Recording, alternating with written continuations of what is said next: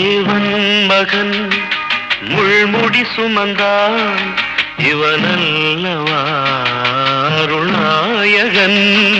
தேவன் மகன் முள்முடி சுமந்தான் இவனல்லவா அருள்நாயகன்.